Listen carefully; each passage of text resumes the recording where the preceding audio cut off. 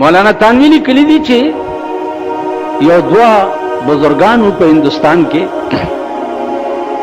یو عالم او یو بزرگو. د عالم نامه وا قاضی ضیاء الدین او د بزرگ نامه وا سلطان الاولیاء. دی سلطان الاولیاء تبا رباب او شپېلې او دا غږېده، دا بیا اورېده. دی قاضی ضیاء الدین به په جماعت کې ورپسې لګیا و چې دا پلیت او دا مردار او دا غدار او دا پلانې او دا پلانې لګیا. یو ورځ چې قاضي ضیاء الدین ته ډېره غوسه ورغلې ده، نو ملګرو ته په جومات کې ویلي دي چې راځئ ورپسې ورځو.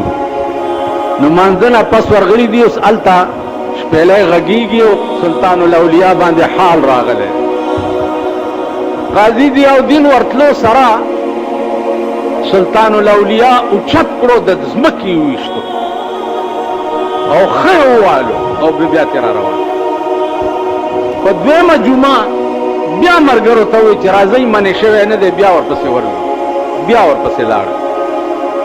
چې بیا ورپسې لاړه، بیا یې ورتلو سره راونیو، په ځمکه یې وویشتو. څه موده تېره شوه، ملګرو ته وایي چې دا سړی منې کېږي نه او نن خو یې بلکل نه پرېږدي. بیا ورپسې ورغه. چې ورغه سلطان الاولیاء راونیو، ډېره خواري وکړه خو ویې نه غورځولو، ځمکې ته یې رونه غورځولو. بد ترې را روان شو. راځئ ویلې د مخ ته کته ناروا دي او دا دي. نو مولانا تانوی رحمت الله علیه لیکلي دي چې ړومبي ځل چې دا قاضي ضیاء الدین ورغی او دا سلطان الاولیاء راونیو، نو د دې سلطان الاولیاء روح چې دی اول اسمان ته پرواز کړی په حال کې.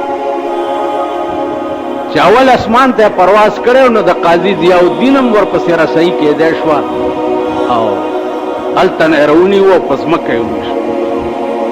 په دویمه جمعه چې ورپسې لاړو نو د قاضي ضیاء الدین د ده رانیول چې نو د ده روح دویم اسمان ته پرواز کړی. نو قاضي ضیاء الدین روح هم دویم اسمان ته رسېدی شو، هلته نه یې راونیو، په دا ځمکه یې وویشت. په دا درېیم ځلې چې دی راونیو او ډېره خواري وکړه خو په ځمکه یې ونه ویشتی شو. نو ورته ویلی شو چې قاضي صاحب خواري مه کوه، په ړومبي ځل ستا رسۍ اسمان ته کېدی شوه، راودې ویشتو. دویم اسمان ته دې رسۍ کېدی شوه، راودې ویشتو. دا په درېیم ځل دې ولې راونه غورځول؟ ویلې دا ځکه چې د سلطان الاولیاء روح د اووم اسمان نه پاس پرواز کړی و، د اووم اسمان نه. نو چې زه ورپسې تلم هلته پیره ولاړه وه او راته ویې چې قاضي صاحب دې ځای نه مخکې ته نه شې تللی. خیال م راغی. دا خبرې دي عزیزانو د حال. اوس یو ملا ما نه تپوس وکړو چې یاره دا اړه خو څه چې زمونږ عادت دی، مال خبره واوره، دا جاز د څه شي جوړ دی؟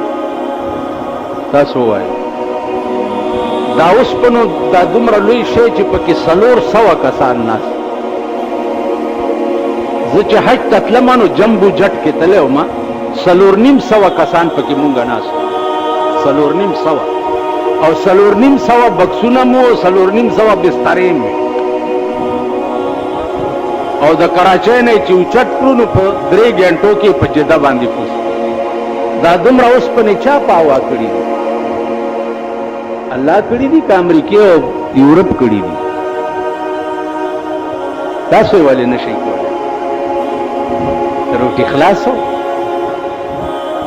پاکستانیان غول ډېر کوي، کم یو چې ګورې که نه 3 سیره غول د وخت کوي. امریکا او یورپ ممالک چې دي او چین او روس د اوسپنو نه داسې شی جوړ کړي چې هغه مریخ ته الوزئ، سپوږمۍ ته الوزئ. د سپوږمۍ کاڼي چې دی هغه دوی راوړي بیا دلته په جشن کې خوده نن مریخ ته د امریکې راکټې روانې دي دلته سره ما ته راغی الله زمونږ استاد خدا سي اریان دریان ویل څنګه ویل خلک وایي چې جاز امریکې سپوږمۍ ته وختو الله توبه ویلې قیامت مال بوډاو کا ځوان دی ویل ډېر بوډا دی مال داسې لږ دی دی نه 1910 وګړه چاوه چې کومه زمانہ کې ګرځې لګیا ہے اوس خو هر شی ستا مخې ته راغی هر شی تاسو کې هسم عقل نه راځي اوس هم نه پوهېږئ چې د انسان جوړ کړی شی په سمندر د پاسه زمونږ جاز کې اعلان وشو کہ اس وقت ہم 38,000 فٹ کی بلندی پر جا رہے ہیں د سطح سمندر میں 38,000 فٹ اوچت بلندے باندې روان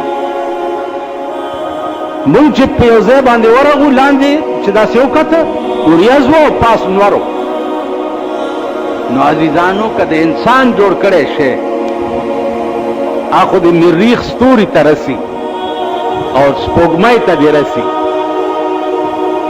او د خدای جوړ کړی بنده چې دی هغه د اول اسمان نه پرواز نشي کولی ها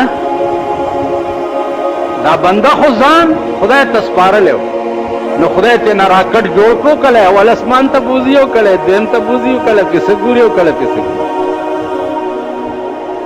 خو ما درته وی چې دا خبرې د حال دي دا زما او ستا خبرې نه دي